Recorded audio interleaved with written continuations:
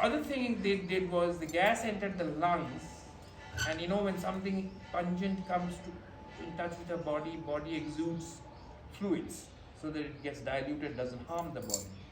But in this case, so much of body fluid accumulated as a result of the gas that people actually drowned in their own body fluids. Yeah.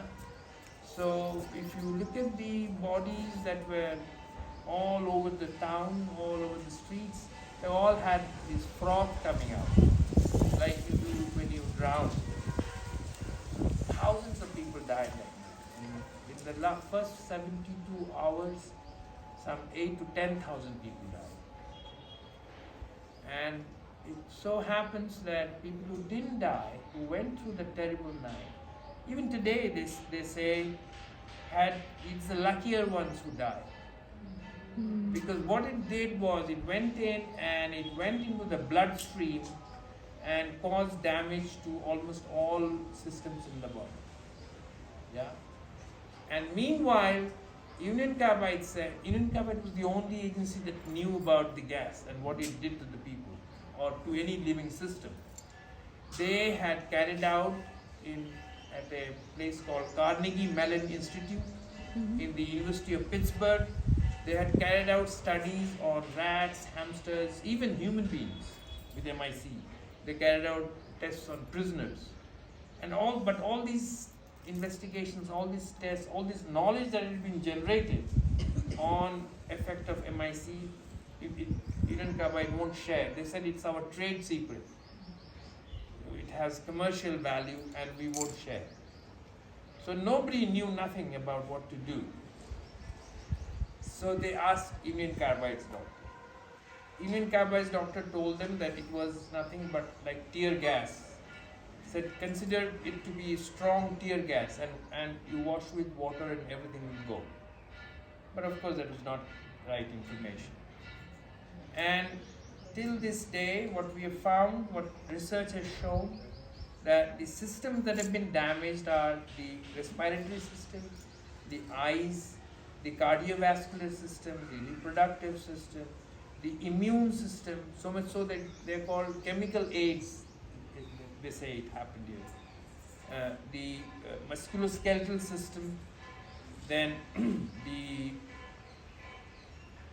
endocrine system. Too many people have thyroid disorders, and 3 times more people have thyroid disorders. So the damage is so severe and so long lasting that 36 years after the disaster, when the pandemic struck Bhopal, we carried out a study from whatever official data was available, and we found that the death rate and the infection rate among people who were exposed was 4 to 5 times more among the gas exposed compared to others in the same district that were not exposed. So it continues to affect. And as Ashokji was saying, it has affected the generations that are born after that also. The generations born with the people, we have too many children with congenital malformations of various kinds. We have too many children who have allergies, who have immune system disorders. Some have allergies to vehicle exhaust. I mean, how can you survive if you have allergy to vehicle exhaust? That kind of problems. So these continue. And as I said, because Union Carbide was not giving any information, right after the disaster, the mainstay of medical treatment, though a lot of money was spent by the government, the hospital beds per 1,000 population for the Bhopal victims was better compared to USA and Europe. Yeah, the more beds per victim. But treatment was continued to be symptomatic. So when we did a study, we did what is called a prescription audit, and we found that between 40 and 50% of the medicines that people were getting were either needless or harmful, and in most cases both. So see, you have gas, inhaled gas, that damages your kidneys, because that's the way poison goes out. Now, when you have painkillers for the many pains that you have from the gas, you are causing more damage to the kidneys. Yeah, you have immune system problems from the gas, and then you take more steroids, you're causing damage to the immune system.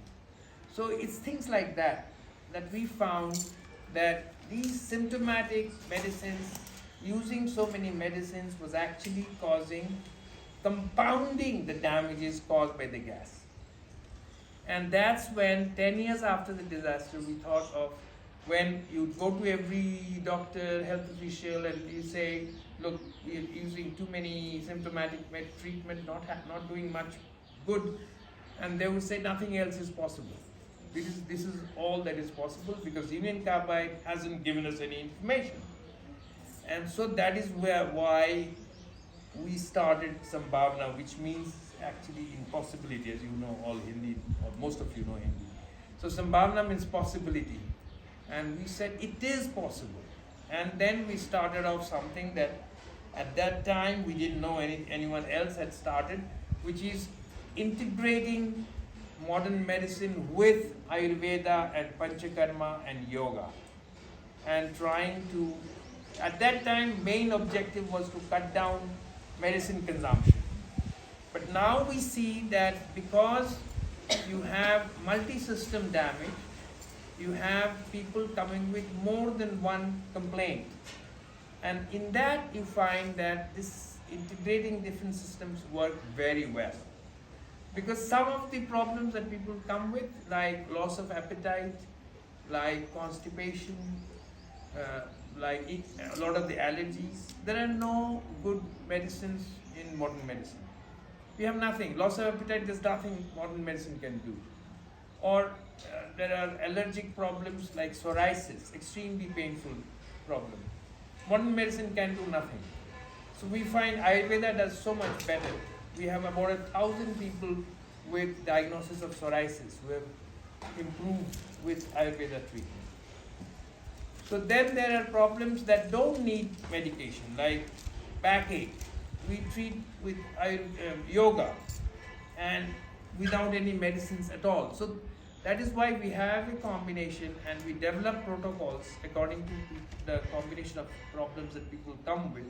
And the best part is we have evolved a medical information system that we've designed ourselves that takes in all these kinds of systems of healing, yoga, Panchakarma, Ayurveda, modern medicine, and we can examine what effect it is having on people's health condition, whether they're improving or not.